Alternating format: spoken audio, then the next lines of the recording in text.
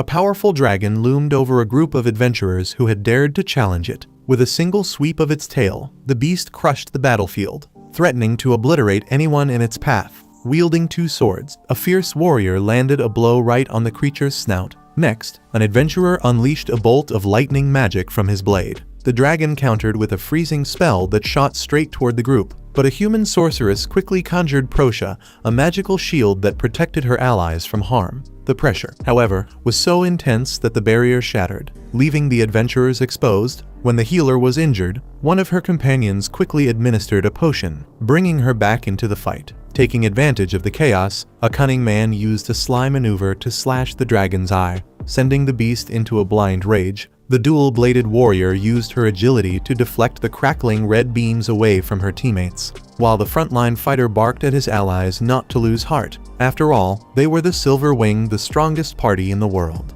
In the next scene, a round table is crowded with high-level adventurers, gathered for an emergency meeting. Vigo, level 99, points the finger at Dennis for their latest failed mission, blaming him for using the voice of dread, which supposedly scared off the cave dragon and cost them the victory. Dennis fires back, reminding everyone it was Captain Vigo himself who ordered him to use that ability. The leader, of course, denies ever giving such an order. Frustrated, Dennis drifts into his own memory of the battle. Their mission was to defeat the cave dragon and recover its rare materials, but when the beast went berserk, winning became impossible. That's when the captain demanded Dennis use the voice of dread, and with that burst of intimidation, the cave dragon panicked and ran. The mission was a bust. Even so, Dennis knows that if they'd pressed on, plenty of them would have died. Still, Vigo insists he'd never give such an order, and accuses Dennis of plotting to smear the group's reputation like he's some kind of spy from a rival team. With that unfounded suspicion,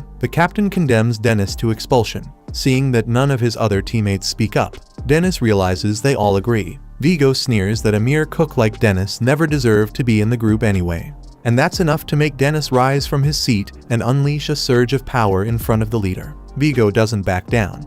In his mind, Silver Wing is only for the most qualified warriors, and even if Dennis is level 99, he's still just a cook. So, with all that said, Dennis backs off, accepts his expulsion, and leaves without another word. A few days later, Dennis is packing up to leave the capital when a little girl bumps into him and accidentally lets go of her balloon. She's crushed it was a gift from her mother.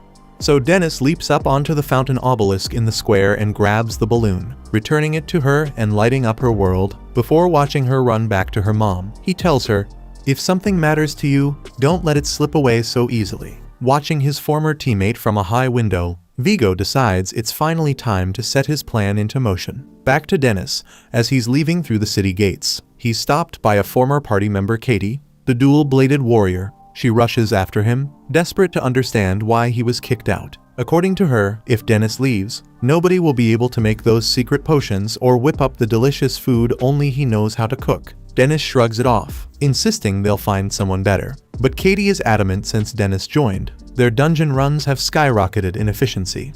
And that's the real reason Silver Wing now sits atop the adventurer rankings. It's not his fault the others don't recognize what he brings to the table. And if he insists on leaving for good, she at least wants him to cook dinner and prep some meals to tide them over. Dennis complains that all she thinks about is food, but Katie grows serious and asks what he'll do next. He says he's opening a restaurant he's finally going to cook for real. Katie's crushed. After all, she was the one who invited Dennis to join Silver Wing in the first place, and he thanks her for that. Thinking to himself, Dennis knows he and Katie have always gotten along. Vigo, on the other hand, is clearly interested in her, and that probably influenced his decision to get rid of the cook. As a last-ditch effort, the vice captain orders Dennis to return to the team right now. But even without a response, Dennis knows his adventuring days are over. On the bright side, his new life as a chef is just beginning. Without wasting time, he heads to another city and is instantly captivated by a state-of-the-art refrigerator in the marketplace, an absolute must-have for any real restaurant. He's dying to take it home, but first checks his guide for ex-adventurers on how to open a restaurant, making sure it's really a necessary expense. According to the book, the best approach is to minimize costs wherever possible. That convinces Dennis to skip the purchase for now and rely on his ice magic instead. Leaving the shop, the would-be entrepreneur decides to follow his guide step by step, getting pumped about launching his new business. Circling the marketplace, he keeps these tips in mind, Buy a cheap, abandoned building and renovate it. Build good relationships with your suppliers. After a long afternoon of shopping and research, Dennis can feel his dream coming alive, getting closer by the minute. He's almost ready, but reading a little further in the guide, he realizes he shouldn't try to do everything alone. Cooking is crucial, but customers matter just as much. So Dennis decides it's time to hire someone. In the middle of all this, he notices a man out on the street, drawing a crowd as he boasts about his hand-picked goods of unparalleled quality. But the star attraction is a little girl who, according to the merchant, was once the daughter of a great noble house. Her parents had lost a power struggle and been cast out. Some in the crowd wonder if the girl is truly a noble, or if that's just the merchant's ploy to drive up her price. Dennis, for his part, could only think how much he wished he could help her. But he couldn't save everyone. If he tried to right every injustice in the world, he surely wouldn't survive. Suddenly, the girl meets the cook's eyes, and in that look, he's transported back to his own childhood, when he wandered the streets alone and abandoned. An opening bid of 300,000 pis kicks off the auction. But the price rises fast, shooting up to 800,000 in no time. The merchant is about to close the deal when Dennis speaks up, offering 1 million. But then the refrigerator vendor butts in, raising the bid to 1.5 million. He's desperate to take this cute little girl home and take good care of her. People around them whisper in concern. The octopus has offered so much for the girl, and everyone knows he's depraved. God only knows what he'd do to an innocent child. Not wanting to give up, Dennis offers 2 million, but the octopus counters with 3. The bidding war spirals higher and higher, seeming to have no end, until cut to the next scene. Dennis manages to buy the girl, trading away almost every coin he had. Still, he can't have the girl wandering around in rags, so he takes her to a shop and buys her a dress that, according to the shopkeeper, matches her hair perfectly. Later that afternoon, the two of them are walking side by side down the street. Suddenly, the girl stops in her tracks and stands still for several seconds, ignoring Dennis's calls. Without a word, she starts walking again, leaving Dennis completely at a loss for what to do with this child. As she shuffles along, head down, the girl suddenly looks up and realizes she's lost sight of her new master. In a flash, she's nearly run over by a passing cart and bumps into a rough-looking man. Moments later, she does the same to an elderly lady who snaps at her with open disdain. Each encounter makes the child feel as if she's trapped in a living nightmare surrounded by hostile strangers, a helpless creature among wolves. That's when Dennis finds her and confesses how worried he was, apologizing for walking too fast. Back at the house Dennis had just purchased, the girl asks why he bought her. Dennis scratches his head, explaining that she reminded him of something from long ago. He asks what he should call her, and she replies, slave, not liking that one bit. Dennis insists on calling her Atelier. He introduces himself, full of enthusiasm. She asks what she's supposed to do, and Dennis tells her she doesn't have to do anything. She can use the upstairs however she likes, or she's free to leave if she wants. After all, from this moment on, she's a free person. Later, the cook does what he does best, prepares a meal fit for his new housemate. While he's working in the kitchen, the girl remains quiet and withdrawn. Besides being a talented cook, Dennis also uses a bit of magic to enhance the meal, giving it a special touch. It's this bit of magic that finally makes Atelier's eyes light up for the first time since she arrived. The aroma so enchanting she feels like she's floating on air. When she opens her eyes again, a beautiful plate of food sits before her. Dennis sits beside her, and the two of them give thanks for the meal. The girl takes her first bite and instantly falls in love with the flavor, eating as if she can't get enough. Once she's stuffed, Atelier suddenly bursts into tears. Watching her, Dennis realizes he can't imagine what this girl has been through. He decides not to push her with any questions. If she wants to talk, she will, even if she's been hurt so deeply she thinks there's no hope left in the world. At least she'll have food to eat here. At one point, Dennis asks if Atelier liked the food, and she realizes she's got a mountain of rice stuck in her throat, prompting Dennis to come to her rescue once again. Over the next few days, Atelier gets used to the rhythms of daily life, pitching in around the house with cleaning and chores. Before long, she and Dennis are inseparable, sharing every little moment. One day, after finally finishing the restaurant's steaker, Dennis celebrates with a fist bump. Atelier hesitates, but when she finally returns the gesture, she feels, for the first time, a sense of belonging and camaraderie with this young man who's done so much for her. And so, at last, the adventurer's restaurant opens its doors, and Dennis wants Atelier to be the poster girl for the place. With everything decided, The owner takes one last look around. The menu's ready. The water's out, tables and chairs are set. The ingredients and kitchen tools are all in their place. Everything's perfect. Nothing can stop this venture now. Fired up, Dennis promises himself that the very first customer will fall in love with his cooking, so much that they'll need to eat there 3 times a day. Well, as long as they pay, of course, because Dennis is dead broke and can't afford to give anyone free meals. Finally, the restaurant door swings open, and a knight in full armor stands silently in the entrance.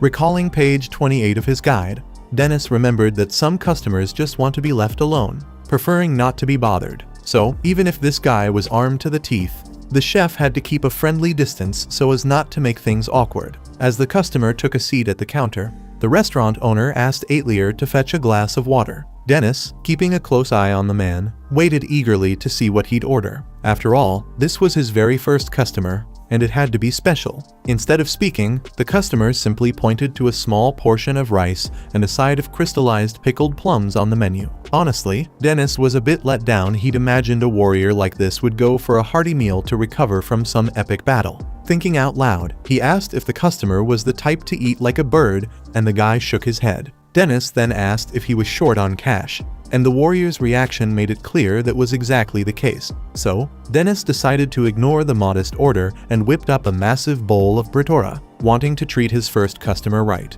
Quickly, the customer made it clear in a distinctly feminine voice that she couldn't pay for the meal. That's when Dennis realized his customer was actually a woman. At that point, she had nothing left to hide. She took off her helmet and revealed who she really was.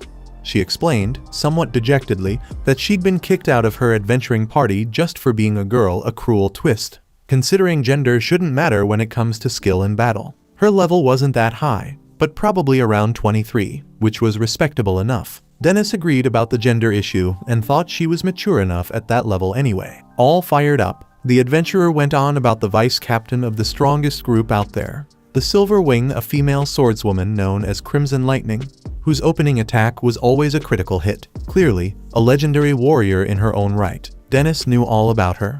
He even muttered under his breath that she could be pretty ruthless sometimes, not catching what he said. The adventurer explained that she was hiding her gender to get into another party, but it was tough, since she couldn't even speak without giving herself away. Things had gotten tight, she was running out of money and losing hope. Seeing this, Dennis set down the very first meal for his very first customer, hoping to lift her spirits. The girl was mesmerized by the dish's mouth-watering appearance. She reminded him she couldn't pay, but Dennis waved it off, telling her to eat before it got cold. With that, she dug in, and with every bite, she seemed transported. When she finally finished, Dennis, delighted with how happy she looked, invited her to come back anytime. But as she'd already said, she couldn't afford daily meals at a restaurant. So Dennis made her a promise. He'd spread the word that a female swordswoman was looking for a team, and, in the meantime, she could eat there for free until she found a job. The offer left her speechless. After serving his very first customer, word got out, and more people started coming in, falling in love with Dennis's cooking. Whether it was his fried rice or the wyvern pasta he made for a group of men who stopped by, they said the food was top-notch, and the poster girl was the cutest thing ever. Dennis laughed and told Aetlier people were praising her, but she just stayed quiet, as if none of it concerned her, a reminder that her past had made her a lot tougher. Even an elderly couple praised her service, but Aetlier still didn't know how to respond. When one of the men's group remarked that this was the perfect meal before heading off to explore a dungeon, Dennis realized they were adventurers, too. He asked if they'd be interested in adding a female swordswoman to their team. One of them said she could join them the very next day. They were actually looking for someone with more firepower. Later that afternoon, when the girl returned to the restaurant, she was amazed that Dennis had found her a new party so quickly.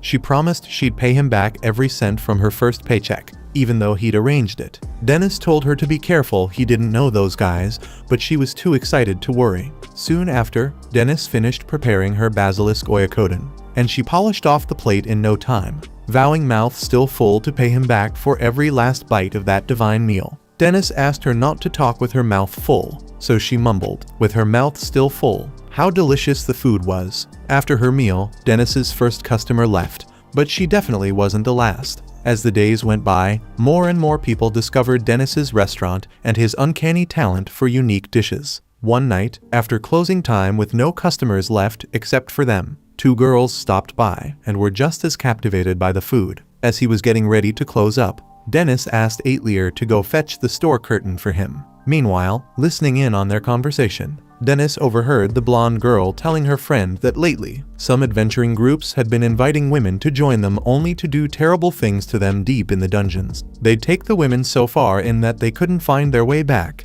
then abandon them after assaulting them. After pulling this a few times, these adventurers would move on to another city and repeat the cycle. Hearing all this, Dennis wondered if those criminals might have been the guys who came to his restaurant. The next day, the heavy-armored swordswoman introduced herself to her new teammates as Henrietta. Across from her stood a brown-haired guy named Still a Light Swordsman. To her right, wearing an earring and a high collar, was Marmok, the healer. The red-haired archer was Handok, and the hooded mage was Kalatoba. Technically, Still was the leader, but since they didn't have an official hierarchy, Henrietta could just relax. Soon enough, the group heads out on their first mission with a new member. According to Still, today's job will just be a simple gathering run inside a dungeon. Henrietta asks what exactly they'll be collecting, but the leader says they'll talk about it once they get there, that it's nothing major. With an awkward smile, she thinks to herself that she really just wanted to know before arriving.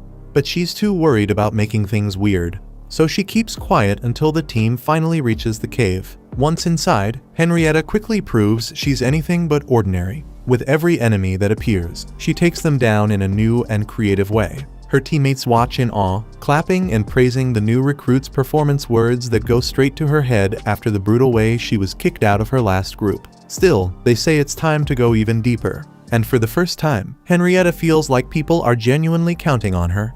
After all, she's always been treated as the weak link just because she's a woman, or the protected one who never really gets to fight. Now that things are different, Henrietta swears she'll give it everything she's got. One way or another, the party presses on, delving into the most dangerous parts of the dungeon until a silver golem appears. Henrietta doesn't hesitate for a second. She meets it head-on and slices off one of its arms in a single strike. Next, they face off against a massive worm deep within the cave, and Henrietta makes quick work of it, taking off its head without breaking a sweat. With each new stage, Henrietta becomes more and more determined to prove she's a worthy part of the team. But all that drive eventually comes with a price. After so much fighting, Henrietta is finally exhausted. Even then, her teammates barely seem to notice, insisting they're almost at their final destination. Left with no choice, she pushes herself onward, not even given a moment to rest her legs. Finally, they reach a certain part of the labyrinth. Still explains that the glowing blue-green crystals scattered around are called memory crystals, and that's what they came here to collect.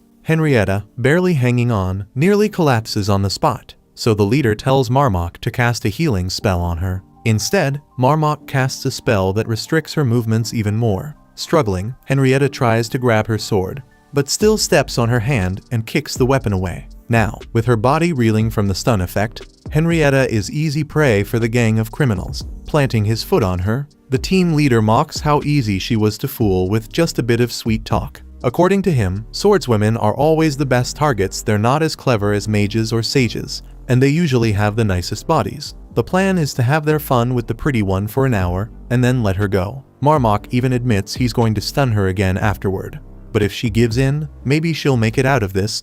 Hearing all this, Henrietta can only regret not listening to Dennis. If she'd just paid more attention, she would have known something was wrong from the start. With that, the criminals start removing her armor, but suddenly, the sound of battle echoes through the cave. They panic, worried there's another party nearby. Still tells Handok to check it out, but the leader is immediately knocked aside by a blow that sends him flying. The source of the chaos steps forward wearing a bag over their head and wielding 2 kitchen knives. The sheer fury makes the adventurers think a monster has come for them. Quickly, Still orders Marmok to use a detection spell to find the intruder's weakness. But the spell is useless against such a terrifying opponent. In a flash, the stranger attacks Still. Even though he blocks with his sword, he's hurled against the cave wall with bone-crushing force, as Henrietta lies helpless on the cold dungeon floor. The masked figure absolutely wrecks the criminals. Watching through blurry eyes, Henrietta thinks the person moves just like a master chef, but she passes out before she can make sense of it all.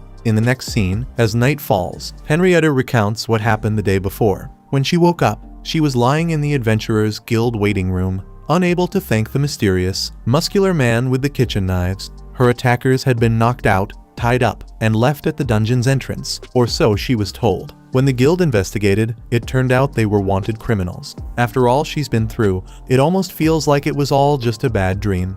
Still, it's clear to Henrietta she needs to be much more careful about who she adventures with from now on. Dennis, meanwhile, says it was his fault, too much to her surprise. In his view, he should have done some background checks on those guys. Embarrassed, Henrietta insists it wasn't his fault, until her stomach lets out a loud growl. Dennis asks what she wants for dinner. She remembers she's still broke.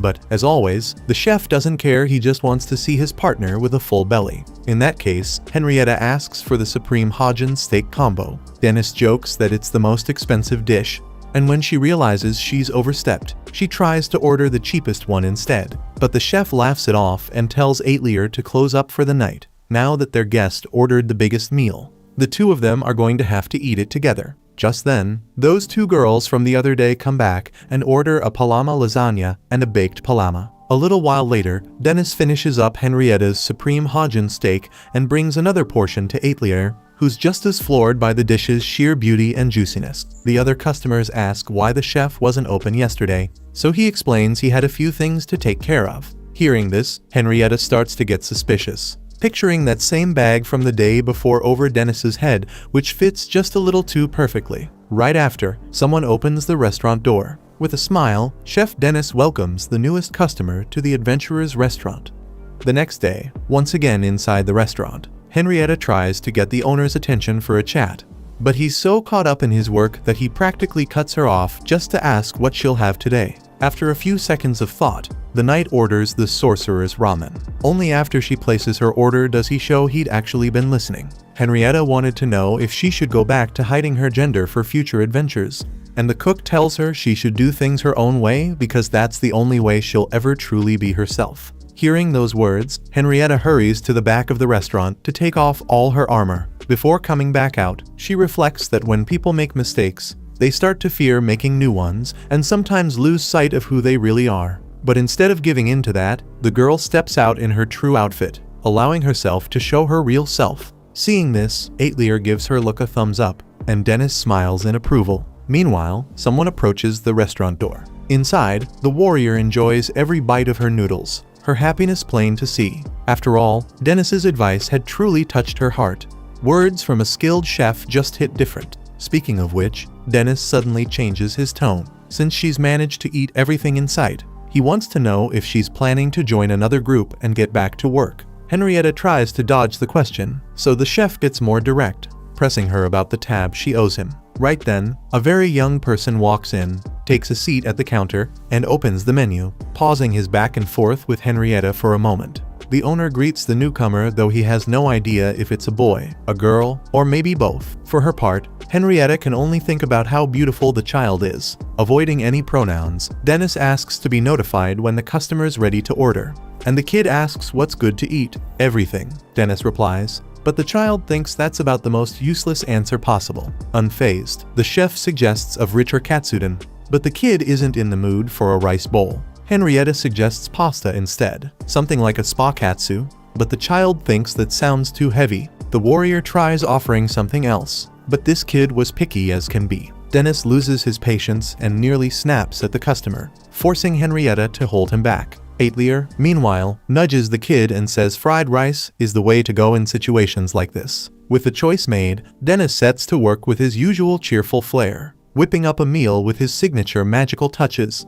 Soon enough, he serves up a gorgeous plate of pancake fried rice. Without hesitation, the kid grabs a shrimp from the top and instantly falls in love with the taste. Afterward, Dennis asks if there was something the kid wanted to talk about. Since they'd walked in looking like someone who needed to vent, since he brought it up, the kid confides that everyone around them is just hopeless, mentally stunted, only ever thinking about finishing whatever quest is at hand and collecting a handout for payment, with zero ambition to become a top-tier group. That's what the kid can't stand most. Those losers just pretending to be adventurers for show, which is unforgivable. The problem is, when the kid spoke this truth to their old group, they got kicked out, but that's exactly what they wanted. No way could they stay in a team of such shallow-minded people. Instead, one day they'll join the Silver Wing and become the greatest magic user there is. Not really in the mood for this conversation. Dennis just tells the egotistical kid to dial it back a little, or else risk ending up alone, because what makes a real adventurer is the group,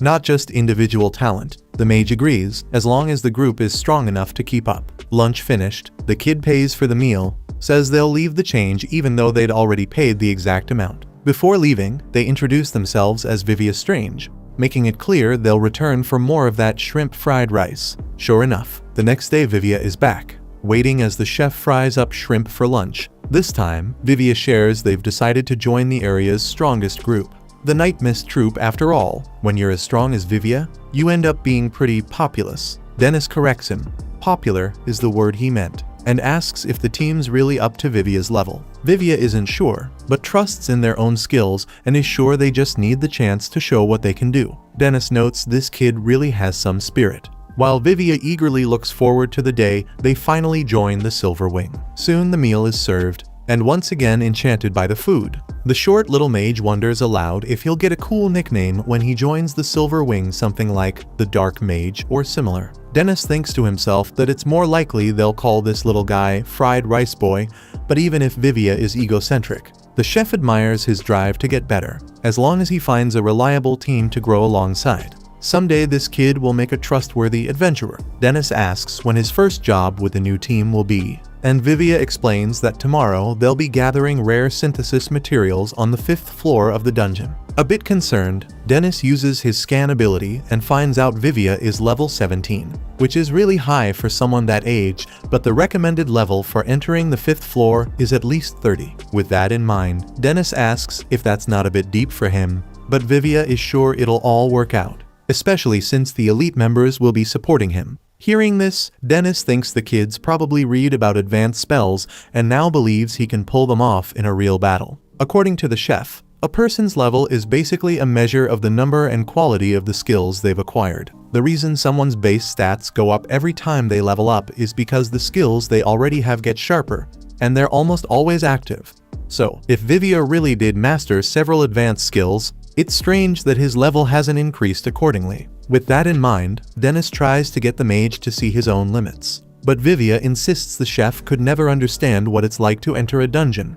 It's a feeling only adventurers get. But Dennis remembers all too well the last time he made it to the 37th floor. Either way, Vivia pays for his lunch and tells Dennis everything's going to be fine. He also warns, ahead of time, that next time he's ordering crab fried rice. The next day, as Dennis is walking through the street market with Aetlier, he can't help but worry about Vivia, who's probably on the 5th floor of the dungeon right now. Dennis wants to stop the kid, but he knows that in the world of adventurers, you have to take responsibility for yourself. That's just how it works. Aetlier tugs at his sleeve and says, "I hope he's okay." Suddenly, two adventurers walking by start talking. One asks if that kid, Vivia, is going to be alright. The other shrugs it off, saying that's just how they do things, and there's no point worrying at this stage, even though Captain Hopper sent the kid down to the 5th floor by himself just to see if he'd survive. In this rite of passage where most people end up dead. Hearing that, Dennis grabs both guys and drags them into a secluded alley to get some answers,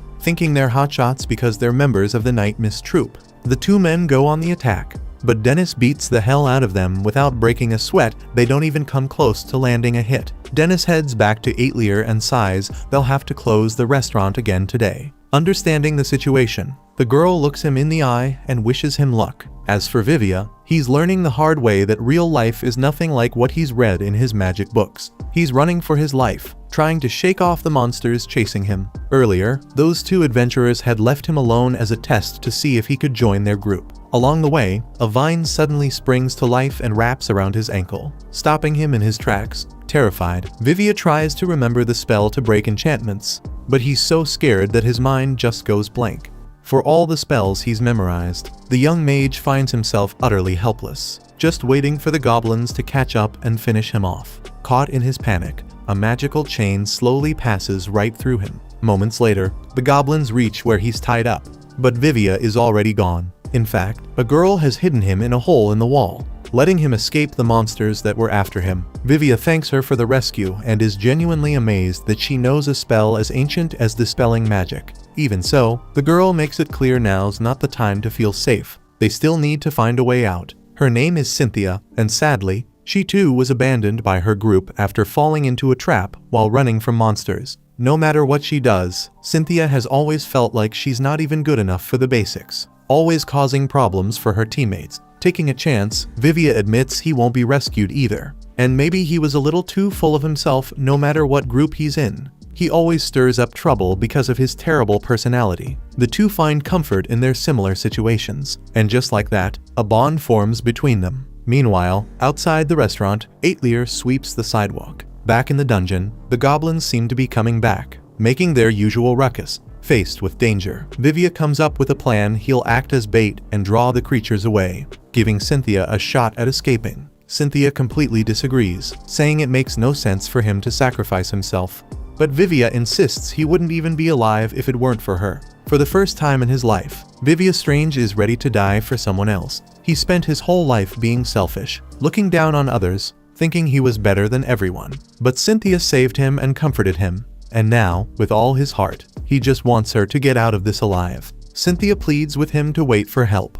But Vivia has already made up his mind to sacrifice himself to save her. So, the young mage gathers his courage and strength for the next step. He steps out of the hole in the wall and faces the goblins, determined to give it everything he's got so Cynthia has a chance. As the monsters get closer, the mage casts his spell Palm, literally a giant hand that acts as a barrier to hold back the enemies. But the goblins manage to force their way through after some effort and finally close in on him. And then, quite literally, Dennis comes crashing down on the goblins, not with a gun, but with a gigantic pan he conjured with a spell that's actually called Steel. With this huge pan, he manages to split the corridor, separating the creatures on the other side. Thinking it's another monster with a bag over its head, Vivia starts firing off a bunch of palms. But when he hears the monster's voice, he realizes it's just the chef. Dennis pulls off the bag, smacks Vivia on the head for doing something so reckless, and tells him it's time to leave. Vivia dashes off to find the friend he made in the dungeon.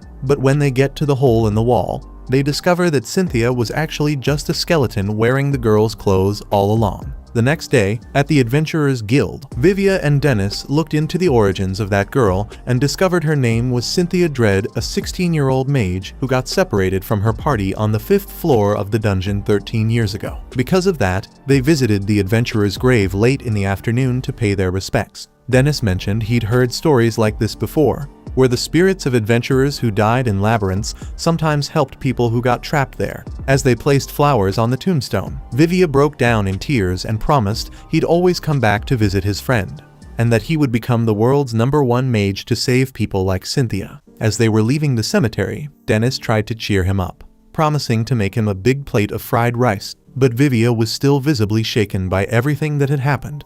So the chef gave him a hearty slap on the back and told him not to stay down for too long, or Cynthia's spirit would never be free. Annoyed, Vivia said he knew that already but just wanted to let himself be sad, at least for a little while. Suddenly, he felt the girl's magical current flow through him once again. Vivia thought to himself that, in the old days, whenever people experienced something mysterious, they called it magic, and if that was true, then Cynthia Dread was certainly a mage. Meanwhile, at the city's bell tower, a girl stood at the edge, about to fall, wondering, why did things have to end up like this? Late that afternoon, a man called out to Bakal, wanting to know when she'd finally fix the reports she was supposed to turn in. Head down. The little girl just muttered an apology. But of course, that wasn't enough for him. Meanwhile, the other guys in the room just laughed and made fun of her, as Bakal tried to explain that the numbers for the mission reward payouts didn't add up. Hearing this, her boss smacked her on the head with the stack of papers and told her she'd better redo everything until it matched up, doubting that she was really level 32 at all. Because of that scolding, Bakal was stuck at work long after everyone else had left. Trying to straighten things out, she noticed that the number of collected items was off, which was why the reward calculations didn't match up. In her mind, it had to be someone who'd been there longer than her making these mistakes, but she was still the one stuck fixing them. On top of all that, she had to get up at 3 in the morning for a dawn mission, and she hadn't had a bite to eat all day, not lunch, not dinner. She was absolutely starving, even though she doubted any restaurants would still be open. Her hunger was so intense that she decided to take a chance and check if a new place she'd heard about might still be serving. When she got there, Aetlier was just packing things up to close, and for a second, Bakal felt her hopes sink. But then Aetlier asked if she was a customer, giving the girl a chance to slip in at the last minute. Not only that, but the staff member asked Dennis to take care of just one more order for the night. Dennis wasn't thrilled about it, but Henrietta and Vivia chimed in too, convincing the chef to whip something up for the girl. Embarrassed, Bokkel sat at the counter and, after glancing at the menu, ordered the daily special. While Vivia chatted to Henrietta about cutting her bangs, Bokkel found herself soaking in the cozy atmosphere. It made her heart feel lighter. The truth was, she usually spent her rare days off sleeping, with no friends to hang out with, and she realized it'd be nice to come to a warm place like this more often. After a while, Dennis brought out the special, and the new customer stared at the fried food and the unfamiliar sauce. She'd never seen anything like it. The moment she tasted it, Bokkel was blown away by what the chef could do. Honestly, she'd never eaten anything so delicious in her entire life, agreeing that this place was a total gem. Henrietta rattled off another 15 dishes for her to try, like Vritra's katsudon or the magic ramen. Vivia joked that her friend had already tried everything in this dump, to which she replied that, well, what else do you expect from the restaurant's first customer? First freeloader, you mean? Chef Dennis shot back. I let you run a tab and you took full advantage. Time to get a job already. Henrietta grumbled, but Vivia was unemployed too. But the chef pointed out that the mage at least paid for his meals with his savings, earning himself the title of traitor from Henrietta. At that, Bokkel burst out laughing so hard she started to cry, and everyone turned to look at her. After all, there really was a place in the world filled with good food and good people, but every day she was stuck at a job where everyone hated her for no reason, and she had to work late into the night. Honestly, Bokkel woke up every morning wishing she could just disappear, though it hadn't always been that way. When she was younger, people saw her as a promising mage, praised by everyone in her community. She was so talented that when she came of age, the whole village pooled their resources to sponsor her studies in the big city, hoping she'd become a full-fledged sorceress. Things started off well enough right away. Bokkel skipped ahead a grade because of her remarkable abilities, and she was even offered a spot as a faculty member, a teacher. She brimmed with confidence and planned to join the city's strongest adventurer guild to earn money and give back to those who'd supported her. With that memory lingering in her mind, Bokkel left the restaurant after only a single bite of her food. Everyone inside worried about her, and Vivia mentioned she was part of the Night Mist troupe, the same group that had once left him for dead. The others quickly urged Dennis to do something, but the chef just shrugged, saying he was only a cook. All he could do was feed people. Bokkel, it seemed, would have to help herself. At 3 in the morning, her alarm went off. It was time to get ready for her mission, though she hadn't managed to sleep at all. Exhausted, she dozed off for just a moment and ended up running late. In a rush, she grabbed her things and hurried down to meet her teammates, who were furious about her lack of responsibility. Still, they set out for their morning dungeon mission. In the chaos, they were ambushed by a werewolf that knocked one of the team members to the ground. Bokkel reacted instantly with a blast, taking down the monster. Worried, she rushed to check on her injured teammate, only to be shoved aside by the very man she'd just saved. After the mission, the young mage wandered through the city streets, weighed down by sadness. Her teammates had had the nerve to blame her for what happened to the guy in the dungeon, and they'd said awful things to her, telling her they'd all be better off if she wasn't around. Nearby, Henrietta and Vivia were walking down the street, talking about food. Henrietta rattled off every single dish on Chef Dennis's menu, while Vivia suggested she focus on more pressing things like getting a job. That's when they spotted Bokkel, head down as she walked by. The next scene found Bokkel at the top of the bell tower, standing at the edge, wondering how her life had come to this. Vivia and Henrietta had followed her, realizing things were much worse than they'd thought. And just as the bell began to ring, Bokkel jumped. Henrietta leaped after her, grabbing hold of the girl, while Vivia cast a cushioning spell near the ground, turning their fall into a soft landing. Meanwhile, back at the restaurant, Aetlier steps out of the bath and immediately complains there aren't any towels.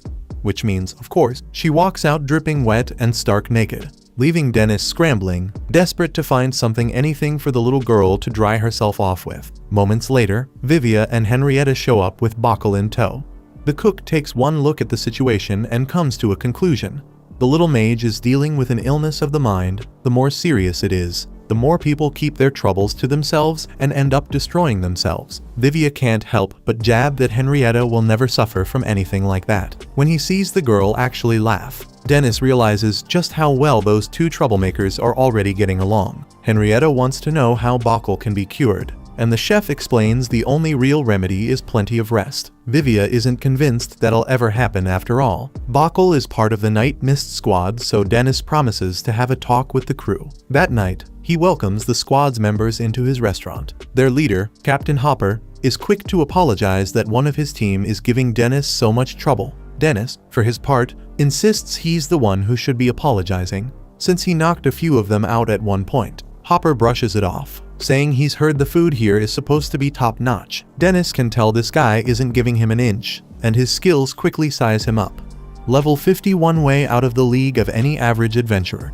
No wonder his squad is number 1 in the city. As for Bakul, Dennis explains she's safe and resting for now, but she's in no condition to work with the Night Mist, and should really be released from the group so she can recover. Hopper says that's easier said than done, they have custody of the girl, after all. At that, another member tosses Bakul's contract onto the table. Dennis is furious when he sees what she's signed up for. Impossible conditions and an inhuman workload, especially for someone her age. When the others mock his concern, the chef loses his cool and tells them flat out they're nothing but a gang of cruel con artists. Hearing that, Hopper crushes his mug in his hand and says this city is their turf, they're the law around here. If Dennis doesn't want any trouble, he'd better hand Bakul over now. At the same time, Bakul wakes up feeling miserable, wondering why her friends won't just let her die already. Someone like her would be better off dead. Hearing this, Aetlier calmly tells her she's free to die if that's what she wants. Aetlier herself had thought about ending her life once. After all she'd lost. She'd been banished and sold as a slave. And that's when the dark thoughts started. There was nothing good in her mind back then, just pain and suffering. But Aetlier didn't die because, somehow, there were still wonderful things in life. First things first, she tells her friend, have something delicious to eat, and only then decide what you really want. If Bakul still wants to die after that, then maybe there's nothing else to be done. Either way, Aetlier will respect her choice, though she'd much rather Bakul choose to live. Outside the room, Dennis asks Hopper if he thinks he's king or something. Hopper shrugs, it's pretty much like that. In every dungeon city, the strongest group holds the real power, since nobody else can compete. Silverwing is a perfect example. Dennis points out that Hopper's bunch are nothing like them.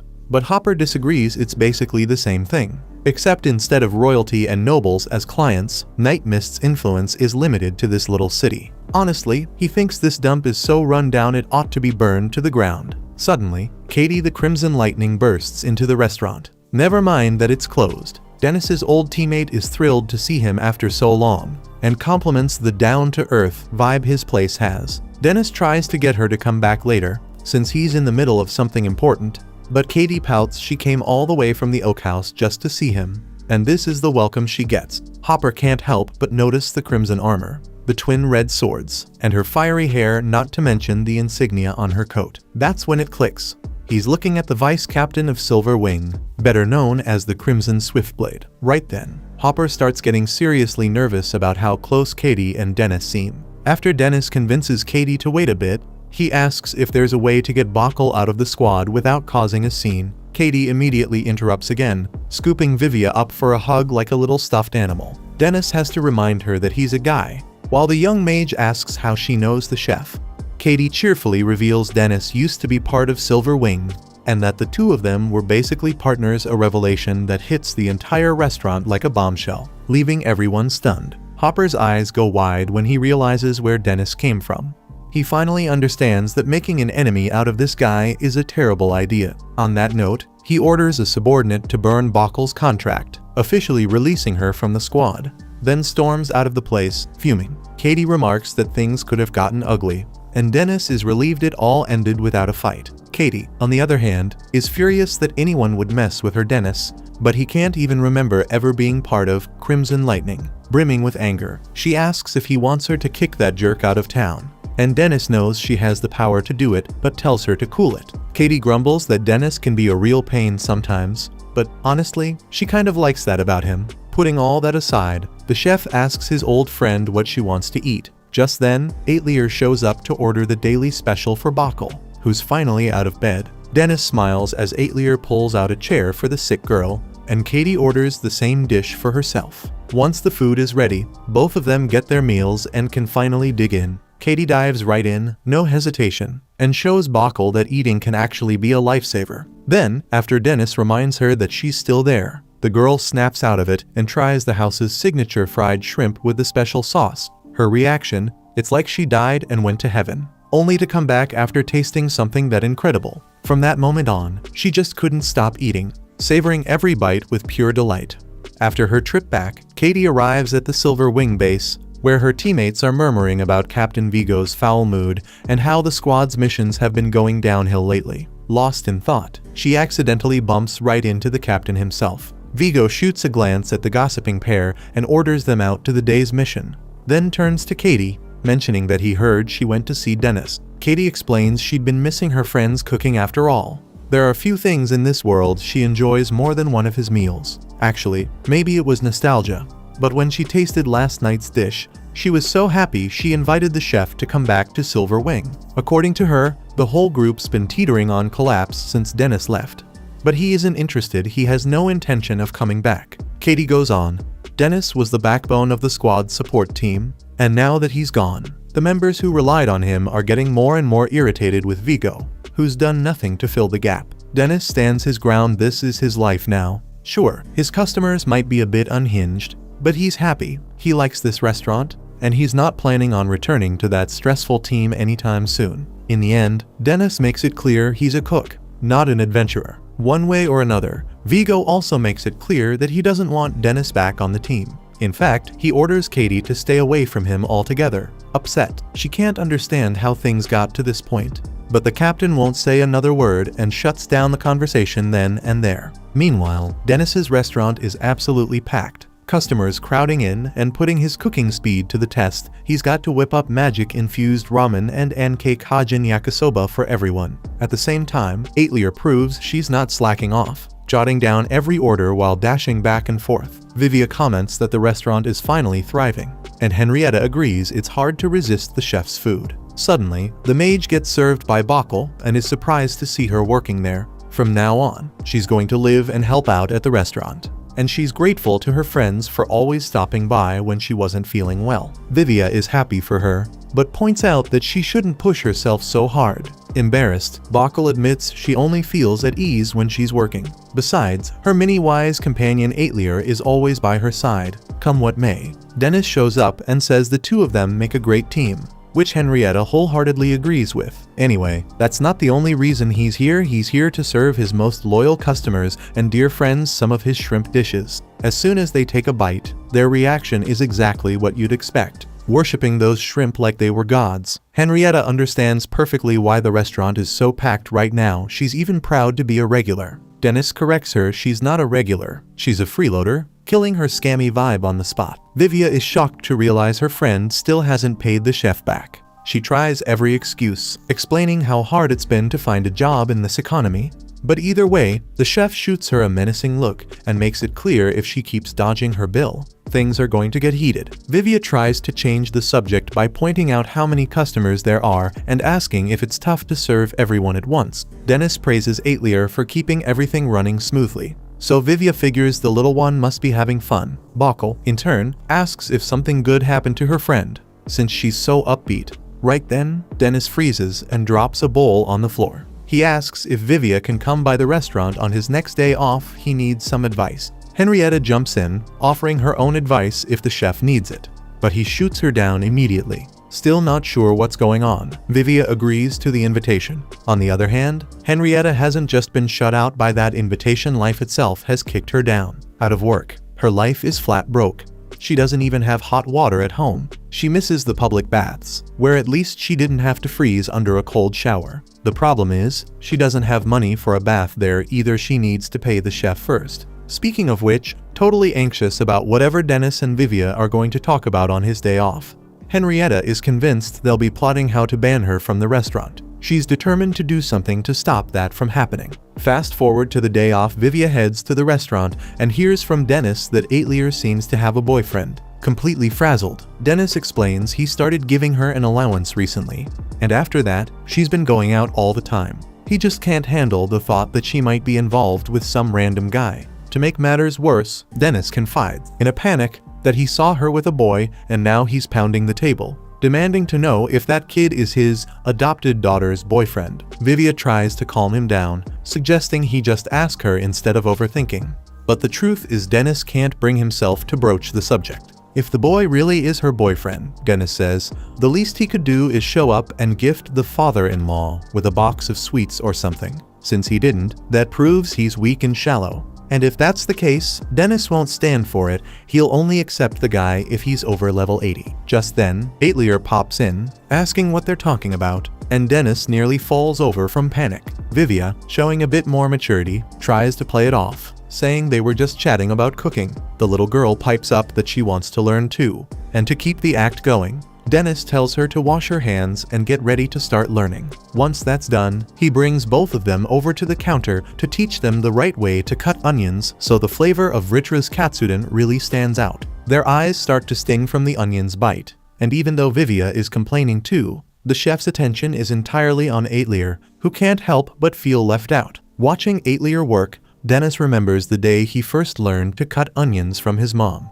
That day, she noticed he was secretly using a skill to keep his eyes from burning. He asked how she could tell, and she just smiled and said, "No matter what you do, I always know." Lost in the memory, Dennis snaps back to reality to find Aetlier has dropped eggshells into the bowl. He jumps in to help with the cooking, joining Aetlier and Vivia. The three of them share a rare moment of teamwork and learning, the kind of scene you'd expect from a real family. When everyone's dishes are finally ready, Dennis praises Aetlier for her first attempt, telling her it's impressive for a beginner. On the other side, Vivia holds his plate up like a trophy and brags about his own skills, only to get annoyed when he realizes the chef only has eyes for his fake daughter. Right then, the city bell rings.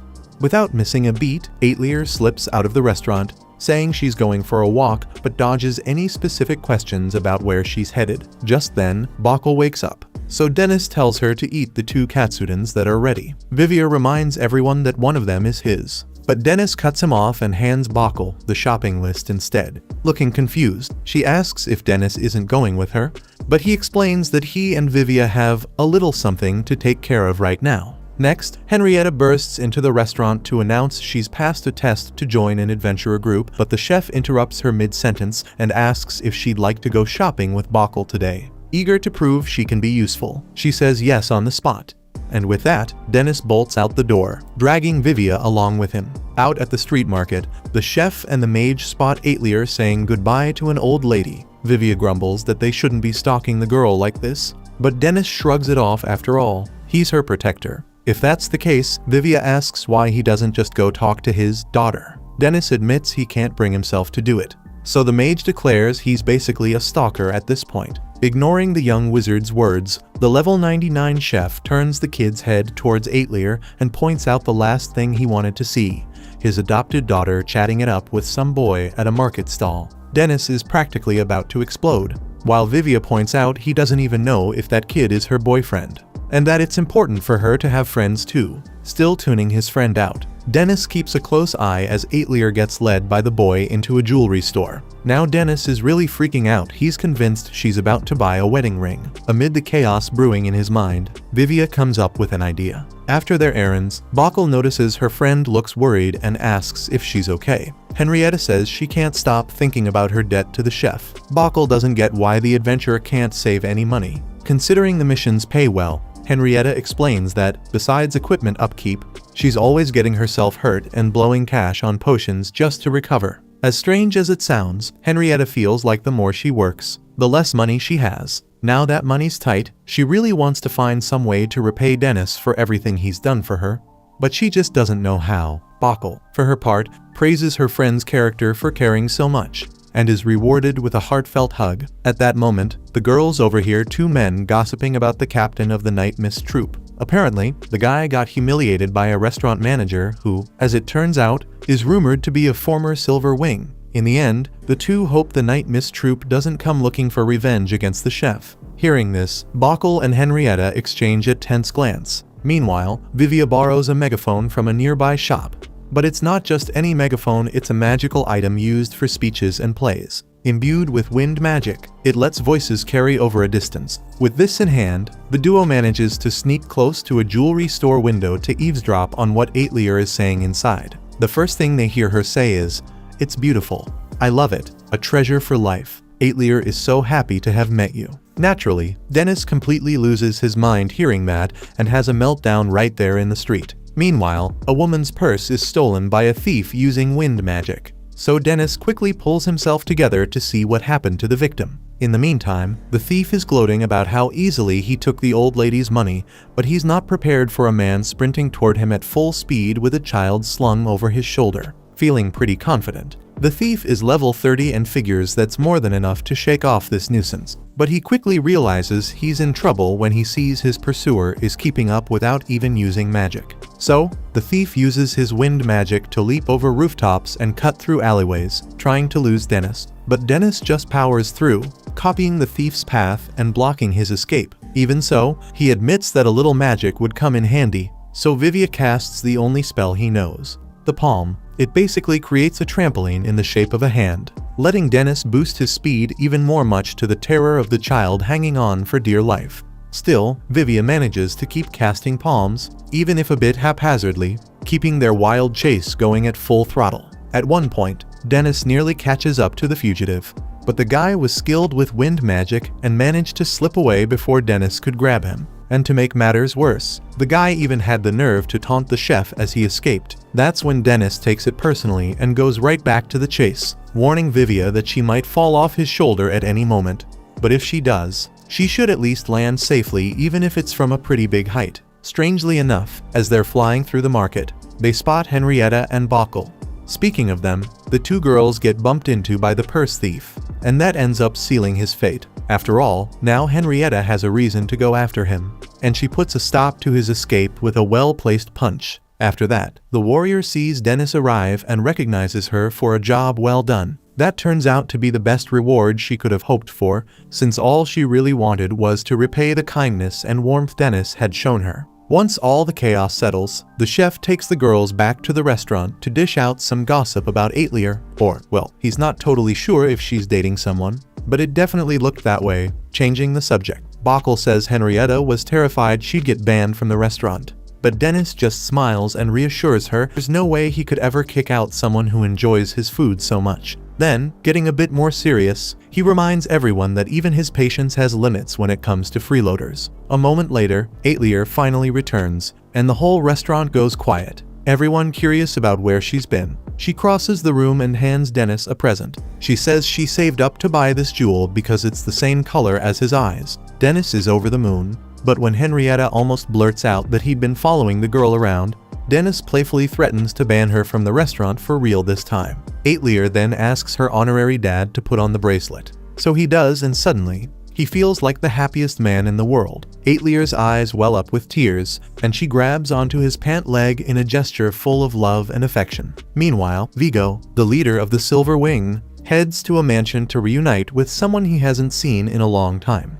The next day, after the last lunch customers had left the restaurant, Dennis stretched, relieved that his shift was finally over. He asked Aetlier to clean up the outside area for him. But just as she headed out, someone else walked into the place. The chef quickly called out that they weren't serving any more meals for now, but the man dressed in a butler's uniform paid him no mind. Instead, he dropped to his knees in tears before Aetlier, calling her "my lady." Henrietta reached for her sword, just in case this was another creep with a thing for young girls, but the man quickly introduced himself as Stevens, butler to Aetlier Workstat. At the sound of that surname, Vivia and Bockel's jaws dropped, though Dennis and Henrietta had no idea what it meant. Bockel explained that House Workstat was the kingdom's greatest family of mages, the very top of the magical world. Still sobbing, Stevens sat down, unable to believe that his lady had been reduced to waiting tables in a place like this. Dennis was about ready to toss the guy out, but the kids were eager to hear what he had to say. Stevens began to explain he'd been the butler at the Workstat estate, and he was here to fetch Aetlier at the request of the Royal Court of Justice. The girl's late father, Lord Famas, had a younger brother named Joseph who had stolen her inheritance, claiming she wasn't really of the family's bloodline. That was how the poor girl ended up cast out. But now, her father's will had come to light, and in it, he'd made clear that Aetlier was his rightful heir, entitled to all the family's wealth and power. The government had accepted the will as valid. For Stevens, that meant it was finally time to expose Joseph's tyranny and restore the abandoned heir to her place. But after listening carefully to everything, Aetlier flat out refused all that fortune. She had no interest in any of it. She didn't say why, but flashes of trauma clearly haunted her, and it was obvious she wanted nothing to do with her uncle. Stevens was desperate, insisting the girl shouldn't have to work in a dirty little dive like this, which only irritated Dennis even more. Still, the cook couldn't help but admit to himself that he was just an ordinary guy in a small town, and Aetlier was the daughter of a wealthy family. He tried to understand whether she really wanted to give up everything that was rightfully hers because, in his mind, it wasn't something she should dismiss so easily, especially considering her future. Aetlier finally said she'd go as long as Dennis went with her. In the end, Dennis agreed to accompany her on this difficult journey. Vivia, perhaps getting a little too dressed up, decided to join the group for this adventure, which would take a few days, while Henrietta and Bockel stayed behind to watch the restaurant. Then, the star of this story, Aetlier Workstad, appeared stunning her friends in a gorgeous purple dress. She herself, though, was anything but happy. If she were being honest, she'd have given anything to sort this out without having to return to the royal capital, the last place she wanted to be right now. But Dennis promised he'd stay by her side the whole time. Standing by the carriage that would carry them all, Stevens invited his lady and the rest of the rabble to climb aboard. Dennis wondered aloud if anything could be done about the butler's attitude, but Vivia just shrugged, admitting they really were just rabble. After all, the journey began, and after several long hours, the group arrived in the royal capital. Vivia was wide-eyed, totally smitten by the beauty of the enormous city, while Dennis had to tell him to dial back the country boy act. Like Aetlier, the ex-adventurer never expected to set foot in this place again. But here he was. Vivia pointed out the Black's restaurant, famous for serving the best food in the capital. Dennis, lost in thought, barely reacted, and although he considered stopping by at some point, he ultimately decided against it. He knew they'd only ask how he dared show his face around there. Soon after, they reached a government building, where they were greeted by Sestovich, the lawyer handling the case. First, he explained that they'd need to examine Miss Aetlier's blood. As soon as the poor girl saw the needle, she had the same reaction any kid would. She shook with fear at the sight of that sharp thing that was about to pierce her skin and draw her blood. A man managed to do it gently, but even though the whole process went smoothly, Aetlier nearly fainted. Sestovich then invited her guardian to join him for the next step. So Dennis left Aetlier in Vivia's arms and went along. Dennis wanted more details about the case, so the lawyer explained. The previous head of the family, Lord Falmaz, had possessed a powerful hypnosis magic, a type of spell only certain bloodlines could wield, or which could be granted to those with truly exceptional talent. Either way, it was rare, and Falmaz was one of the few who had it. House Workstad carried that magical bloodline, and Lord Falmaz had used his gifts to help countless people. But his brother Joseph, eager to claim that position for himself, had supposedly arranged for the couple's deaths and questioned Aetlier's legitimacy, which got her thrown out of the family. That alone could have been the end of her. But Lord Falmaz had been clever enough to leave a will, and now that it had surfaced, the government had ordered a new investigation to confirm Aetlier's lineage. The investigation would use a magical device that Sestovich now showed Dennis a room with a giant transparent sphere at its center. The lawyer placed Aetlier's blood inside, then added Lord Falmaz's blood, and the sphere began to fill with crystals. According to Sestovich, if the pattern took on the shape of a flower, it meant the two people were first-degree relatives. Even using the blood of Falmaz's wife, Lady Eliza, the result was the same, which proved that Aetlier was their daughter. In short, her chances of winning the case were very high. Soon after, before the court and the magical sphere, the judge announced the start of the trial to determine whether Aetlier's lineage was genuine. If so, she would be named the rightful heir to House Workstad, just as her father, Lord Falmaz, had declared in his will. Joseph cuts in, his voice dripping with irony, mocking the presence of the cowardly adventurer who'd been expelled from Silver Wing. Dennis, unbothered, replies that he doesn't know Joseph and asks if, by any chance, he's a customer of Vigo's. Setting that aside, Dennis condemns what Lord Falmaz's brother did to Aetlier, promising to see that justice is served. Speaking of justice, the judge bangs his gavel and demands silence from Mr. Dennis Blacks. The moment she hears that surname, Vivia instantly recalls the Blacks restaurant. The judge then reminds everyone that the purpose of this hearing is to determine the legitimacy of the will, one that names Aetlier as the heir to the family fortune and headship, while Joseph is left with the knowledge and books from the house. Joseph's lawyer stands up and claims that while Aetlier is indeed Lord Falmaz's daughter, Her mother isn't Eliza, his wife, but rather his mistress, a woman of humble origins, lacking the lineage required to inherit leadership of the family that rules over all mages. On the other hand, Sestovich promises to prove that Aetlir is Eliza's daughter using the magic sphere. The test he performed not long ago guarantees instant confirmation. Yet, Joseph remains oddly confident. With a smirk, he declares, "A mistress's child is a mistress's child. This is a waste of time. Now it's up to Aetlir's lawyer to prove the truth." So a doctor draws more blood from the girl for a fresh test. At that moment, the judge initiates a lottery to randomly choose who will activate the magic sphere, hoping to prevent any foul play. Once the drawing is over, the butler Stevens is chosen. Having drawn the marked stick from the container, he approaches the sphere, dramatically wiping the sweat from his brow with a hand towel. Following the judge's instructions, Stevens must first add Miss Aetlir's blood, then Lord Falmouth's. As soon as he does, the cluster of crystals blossoms into a flower, confirming the bond between father and daughter, much to Dennis's relief. Next, they add Aetlir's blood again, but this time with Lady Eliza's. At first, a flower forms, indicating a match. But then, for some reason, it distorts, showing that the two are not mother and daughter. Joseph can barely contain himself, he told them so. But Sestovich insists there must have been a malfunction and requests another test. The judge refuses. Joseph, triumphant, doubles down. He loudly proclaims that Aetlir is the result of his brother's weakness for his mistress and that she cannot inherit the family's fortune. Hearing this, the poor girl trembles with humiliation and nerves. Given the circumstances, the judge declares that part of the will is invalid.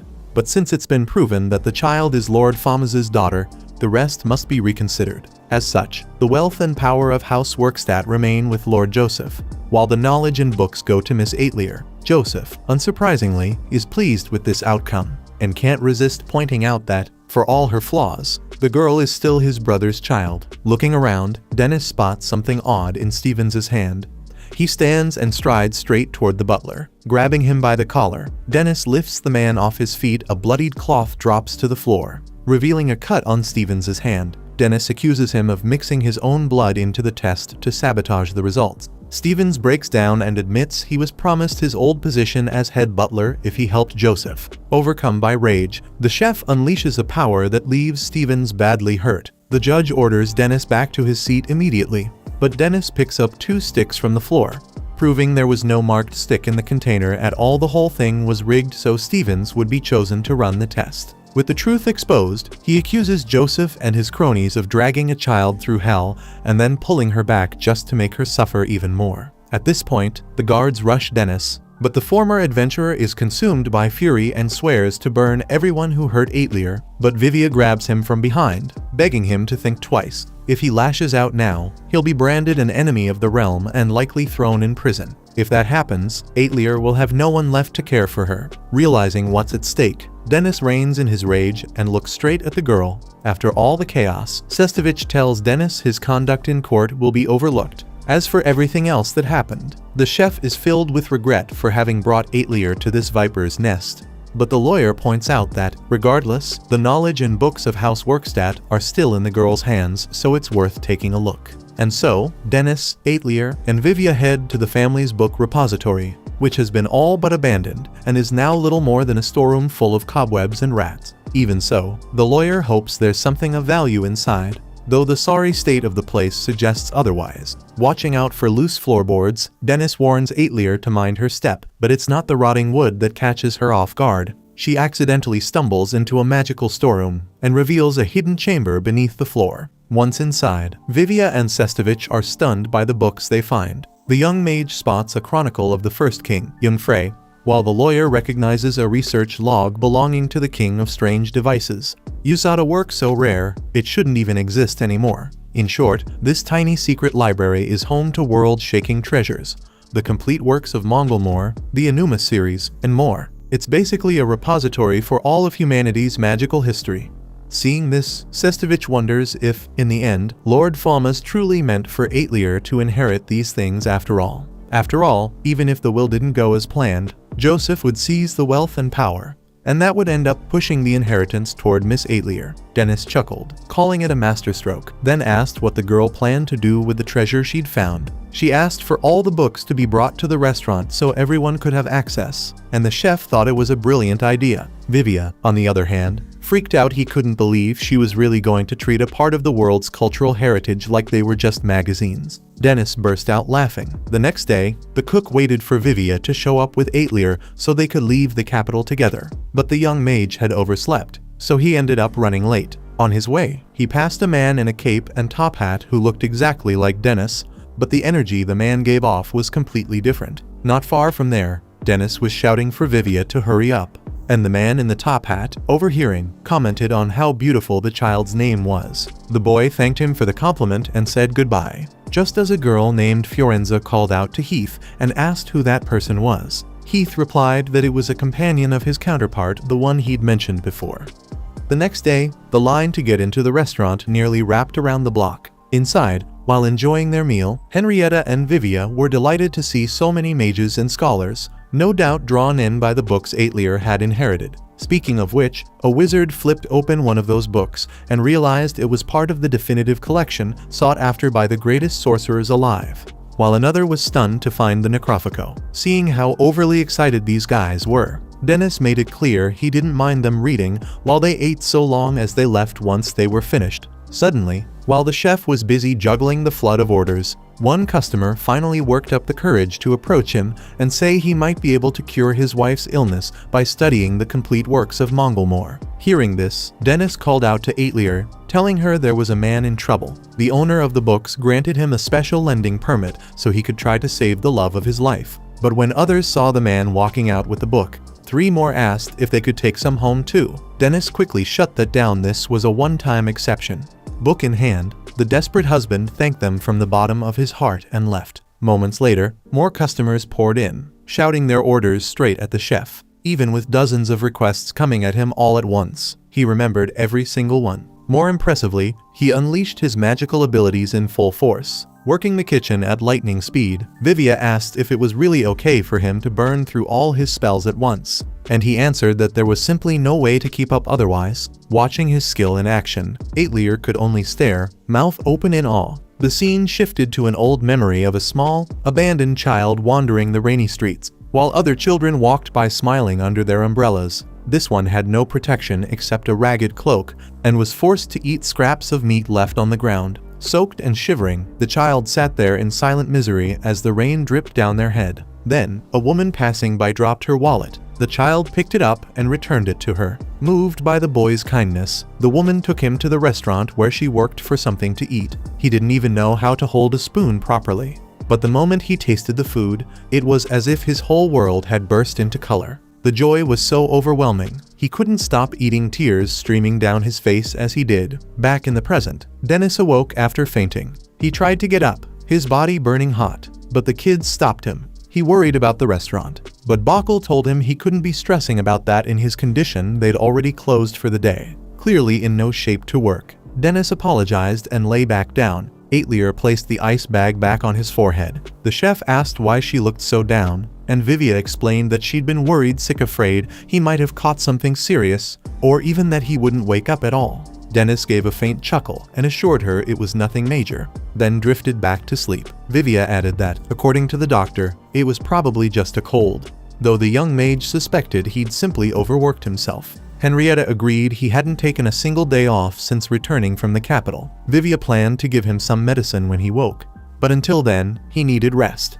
With that, all the children left, except for Aitlier, who insisted on staying by the side of the man who, by now, was practically a father to her. Meanwhile, the others, though aware of why the chef had collapsed, still worried it might be something worse, so they tried to think of a way to help. Bokkel suggested making a nourishing rice porridge, and everyone liked the idea. After all, proper food was essential for good health. Henrietta, the most enthusiastic of them all, suited up in full armor so she wouldn't burn herself at the stove. Thinking about the ingredients, she grabbed a huge cut of meat and could only picture it perfectly grilled. Vivia, on the other hand, wondered at what point this airhead had forgotten they were making porridge. Unbothered, Henrietta grabbed a massive cleaver to chop the meat, looking for a moment like she might split the entire restaurant in two, so Vivia rushed in to stop her from destroying the chef's workplace. Just then, Bakal came in with a bucket of ice for Aetlir and stumbled upon the chaos between the kids. In the middle of it all, Sestovich heard the commotion from outside and burst into the restaurant to see what was going on. In Dennis's room, he accidentally dropped the ice bag from his head. Aetlir checked his temperature, it was still hot. Somehow, the poor girl blamed herself for his exhaustion. After all, he had poured out every ounce of his strength in that courtroom to save her. Because of Dennis, she'd been given a second chance at life. And for that, she was grateful enough to put the ice bag back on his head with a smile. Back in the past, a man shouted that Dennis wouldn't get away with his mischief this time. Hanging from a window like a monkey and dressed as a cook.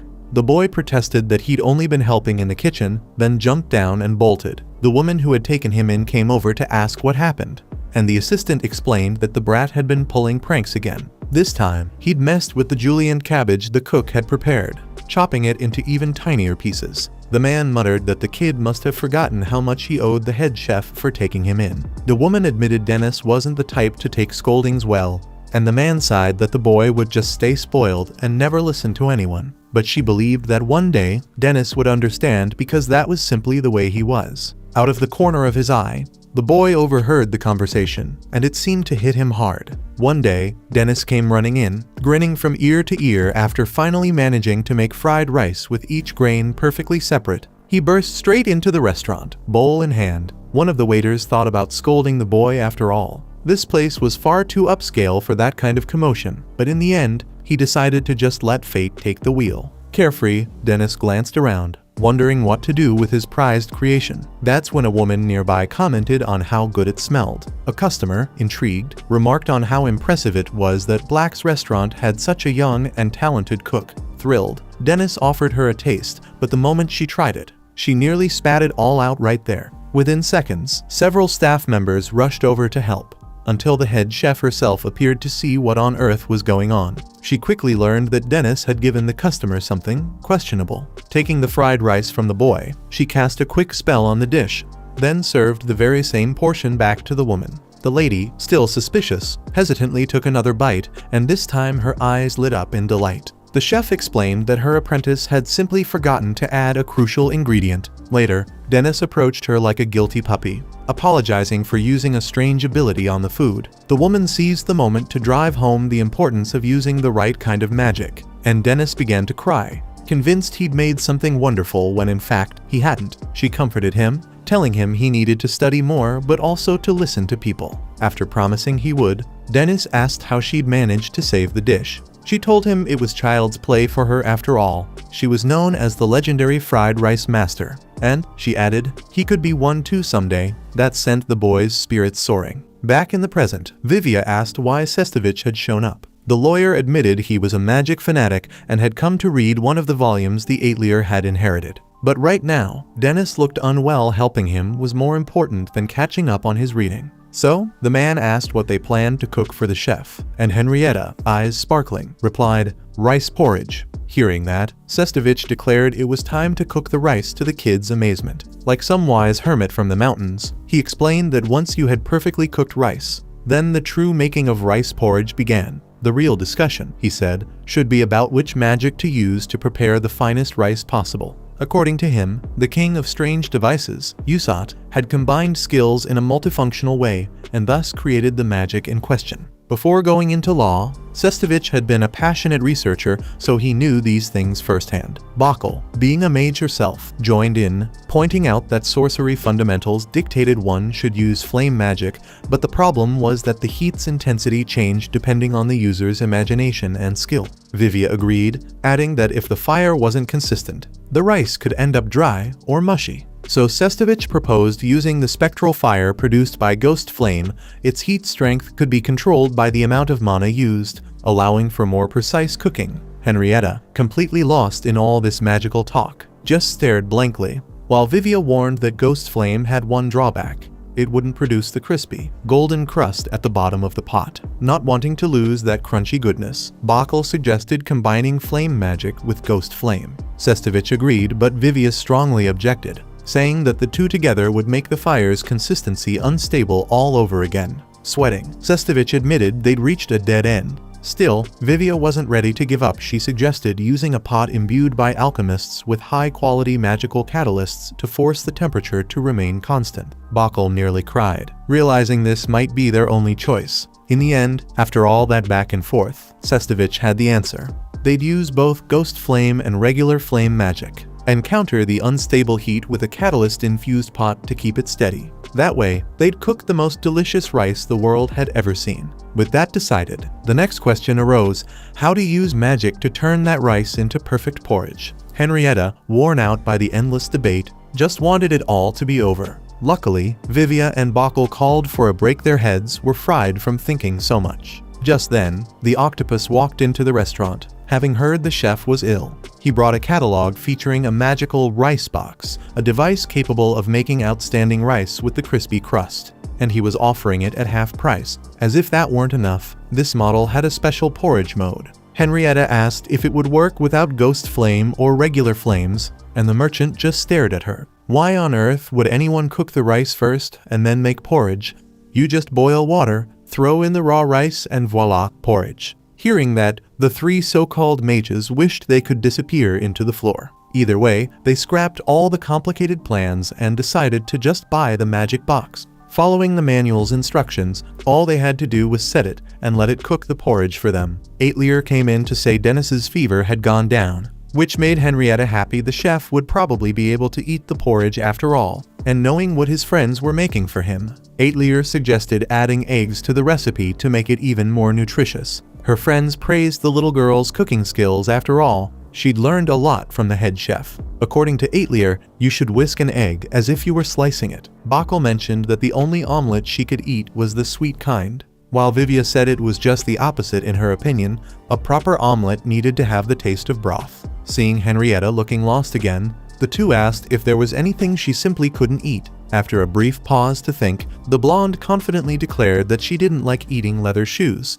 While Bachl nearly teared up in sadness, Vivia asked if she was actually saying she eats shoes. Henrietta explained that, yes, her family used to eat them. Her father claimed that leather shoes were made from animal skin. Hearing that, Bachl felt sorry for her friend, while Vivia decided it was best to drop the subject. Later on, Dennis woke up to find Aetlier walking into the room with a bowl of egg porridge in hand. The moment he tasted it, the cook felt the same warmth he'd experienced back when he was taken in by that head chef at Black's restaurant. When he complimented the flavor and asked if she had made it, Aetlier blushed, smiled, and explained that she'd stirred the eggs exactly the way the chef had taught her, as if slicing them. Then she added that the porridge itself had actually been made by the octopus, instantly shattering the tender moment and sending the cook into a quiet panic. The next day, Henrietta was cheerfully skipping through the market streets, so much so that an old lady couldn't help but remark, "The young miss looks quite happy today." A little further ahead, the girl ran into Vivia and proudly showed him the mountain of luggage she was carrying. According to her, she was so excited about today's celebration that she decided to come fully prepared. One of the merchants stopped them and joked that it was unusual to see the two of them out at lunchtime instead of at Dennis's restaurant. They explained that the adventurer's restaurant would be closed for a while because of a special day. Meanwhile, back at the establishment, Dennis found Bachl and Aetlier with their bags packed. Noticing Aetlier's outfit, he pointed out that she didn't really need to wear that for the trip, but she seemed unwilling to change. Henrietta and Vivia soon arrived, and Dennis announced that it was time to leave. But before setting off, Henrietta wanted to make sure everyone had brought towels. They all nodded. Next, she asked about soap, and everyone showed theirs, then buckets. And finally, before departure, it was time for everyone to take a bath. So the group gathered to wash up, and Vivia couldn't hide his amazement at the chef's chiseled physique. Grinning ear to ear, Dennis declared that this is what a man should look like. On the other hand, he questioned why the kid was so scrawny, to which Vivia replied that it was fine, he was a mage, after all. Besides, he simply couldn't understand how the chef had built so much muscle. Dennis revealed that the secret was doing 2,000 push-ups every single day. which led Vivia Strange to conclude that this man definitely wasn't human. Setting that aside, Dennis asked why the boy wasn't going towel-free like any normal person would in a public bath. Clearly embarrassed, Vivia tried to cover himself, but the chef wasn't about to let him off easy and even attempted to yank the towel away. Meanwhile, the girls were enjoying a peaceful, friendly atmosphere, nothing but soap and laughter. At one point, Bockel wondered aloud when Henrietta had developed such a striking figure, though the warrior, as usual, insisted she wasn't any different from other women. Aetlier, on the other hand, felt a little insecure, admitting she still didn't feel like a real woman yet. Later that day, Dennis prepared a big plate of snacks for the group and poured drinks. Now the main event of the evening could begin. The chef placed Henrietta in charge of the opening speech. Completely caught off guard, the poor girl panicked, but Dennis argued that she was the only Henrietta at the table. And so, trembling, she began by thanking him for gathering everyone there despite his tiring routine and endless responsibilities. Dennis chuckled, saying she sounded like a robot, which only made her more emotional. She went on to admit that she owed the chef a great debt, but was happy to finally have found a job with the Knight's Order, where she could dedicate herself to helping people. Vivia quipped that the scoundrel could finally start paying back what she owed the chef. Then the mage himself announced that he had found another group of adventurers. They weren't as famous as his old companions, but it was an important step for him on his path to becoming a great wizard. Henrietta teased that he could now pay off his debt to the restaurant as well. But Vivia protested he refused to be compared to a freeloader, since he always paid for his meals, unlike her. To wrap things up, Bockel stood and revealed that she had decided to return home to her parents and become a teacher at the Royal Capital's magic school, having been invited even before graduation. With everyone sharing their life updates, Dennis raised a toast to celebrate the group's growth. It was time to eat, drink, and dream of the future while savoring the present. Watching Aetlier unintentionally intimidate Bockel by insisting that nearly raw meat was cooked enough, Vivia commented to Dennis that the two seemed to have become great friends. Then he sighed, lamenting that everyone seemed to be moving on, and that things were bound to get lonelier from now on. His words made the others uneasy as well. Henrietta even considered postponing her new job, an idea Bockel thought was reasonable. But Dennis reminded them that now, at last, they had the chance to do what they had always wanted, and that they shouldn't throw it away if it mattered that much. Vivia and Bockel agreed, while Henrietta grew so motivated that she declared she would leave town the very next morning. Aetlier pointed out she hadn't even started the job yet, and everyone burst into laughter when the warrior realized how nonsensical her idea was. As the night went on, Dennis whipped up another feast using his level 99 magic, leaving everyone in awe. Soon, a generous portion of fried rice was served to each of them when suddenly, Polvo appeared, helping himself to a plate. Drawn by the irresistible aroma, the merchant explained that he couldn't stay away. Dennis recognized him as that shady vendor who sold all sorts of oddities but annoyed him by forgetting his name. When Aetlier reminded him it was Polvo, the man celebrated that at least someone remembered and even took the chance to invite the girl to work at his shop again. Dennis smacked him on the head, warning him not to pester his little mascot like that. Still, since it was thanks to Polvo that Dennis had tasted that egg porridge, he decided not to beat him up. In fact, he was even considering adding a new dish to the menu using that recipe and the magical pot. Finally, he asked what exactly that sly merchant was doing there. Polvo begged not to be called sly in front of Aetlier and explained that he had heard Dennis was holding a barbecue. So he came to offer a banquet only he could provide, a piece of level 5 Hagen meat. Grinning at the merchant's generosity, Dennis pulled out 2 razor-sharp kitchen knives and accepted the challenge. Moments later, the slab of meat was tossed high into the air, and the chef sliced it into dozens of perfectly measured pieces. Once that was done, the meat hit the fire and was served to the boys, who somehow managed to feel even more satisfied.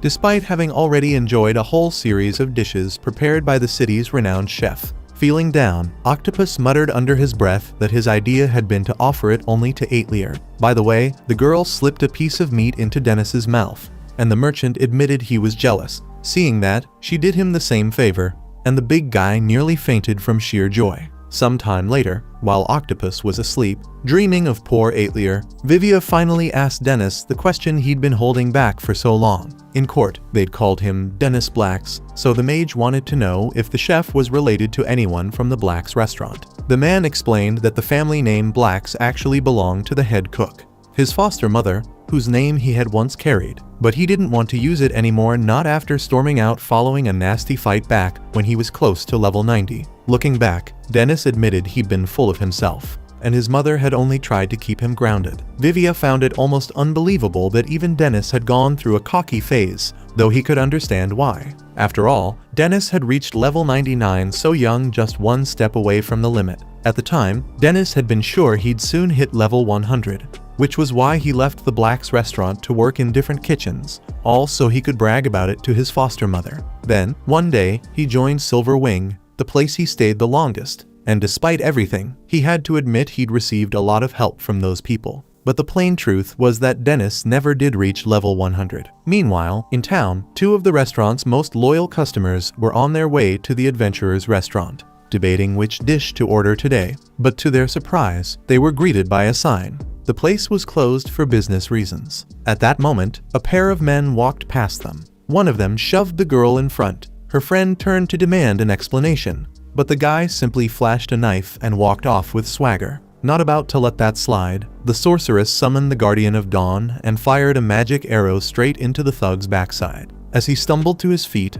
her partner followed up with the Pit of Ramen spell, striking his accomplice. Suddenly, flames erupted from the alley where the men had come from, right beside the restaurant. By then, Dennis and the kids were on their way back, more than satisfied from the feast. Dennis himself had drunk so much that a young mage, barely a tenth of his weight, had to help carry him along. From a distance, they saw the fire raging near the restaurant, and Dennis bolted ahead, heart pounding, unable to believe what might have happened to his beloved place. When he arrived, the worst lay before his eyes. The adventurer's restaurant engulfed in flames, collapsing piece by piece. Desperate, the chef looked around for a way to fight the fire, while the two young mages pinned down the culprits and identified them as the ones responsible. Vivia recognized them as members of the Night Mist troupe. One of them shouted that Dennis and his crew had this coming for acting so high and mighty. The other added that Night Mist wasn't alone. Silver Wing and the Workstat House were standing with them, all ready to crush the restaurant's chef. Later, Dennis stood in silence, head lowered, staring at the ashes of the place he loved. Memories of every joyful moment he had lived there came rushing back, each one bittersweet. As the cruel truth sank in, it was all gone. Even the rare books Aetlier had inherited from her family were reduced to dust. Henrietta broke down in tears at such malice, while Vivia blamed himself for the tragedy. If Dennis hadn't saved him, the Night Mist troupe wouldn't have come after him. Bacall felt guilty too, certain that she was the reason their captain had set his sights on the chef. But Dennis told them they bore no blame at all. Honestly, he hadn't expected Silver Wing to be part of this. He believed Joseph Workstat must have sought out Vigo to form the alliance, with the Night Mist troupe simply hired to do the dirty work like setting the fire. Given everything, Dennis took full responsibility, admitting that maybe he had been arrogant, thinking he could just brush off enemies this dangerous. Vivia tried to lift his spirits, insisting that together they could take these people down, since Dennis had always faced problems head-on. But Dennis seemed weary of more battles. He told them he'd rather open a small restaurant in another town. After all, no one had been hurt, so in the end, he didn't see it as a catastrophe. Henrietta couldn't believe he was backing down like this and urged them to go after the criminals. The chef, baffled, wondered how these kids could possibly think he was Superman, especially now, after losing everything. Truthfully, he once thought he was strong enough to tank a fight like this. But look where that had led. The kingdom's highest noble had teamed up with the most powerful adventurers, and they had muscle to spare. In short, there was no way to take these people on. With a forced smile, Dennis ended the conversation, leaving the kids in shock. Still unwilling to give up, Vivia pressed him. Why was the chef acting so unlike himself? The Dennis he knew would take on the whole kingdom if it meant protecting Aetlier. Calmly, the man replied that he'd simply cooled his head. Then he vanished into the night with Aetlier, leaving Vivia shouting after him, restrained by his friends. As he climbed to the second floor, Dennis took comfort in the fact that at least the safe had survived the fire,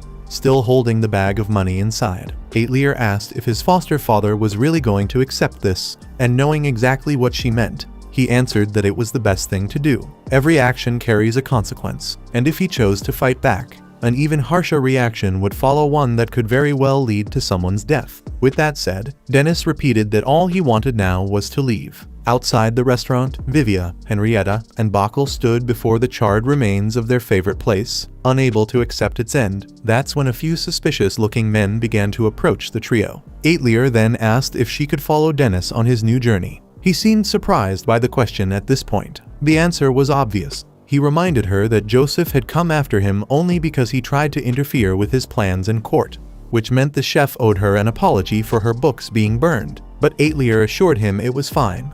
All she ever wanted was to please the customers. What she couldn't stand was seeing the chef sad. Dennis explained that sometimes sadness was unavoidable. Then, looking out, he remarked that this city truly was a good place. Aetlier smiled in agreement and added that she liked it better than the royal capital. The two touched fists in a gesture of affection and camaraderie. Dennis promised that one day, when things had settled down, they would come back, and the girl thought that was a wonderful idea. Check out these videos appearing on your screen and subscribe so you don't miss the next part.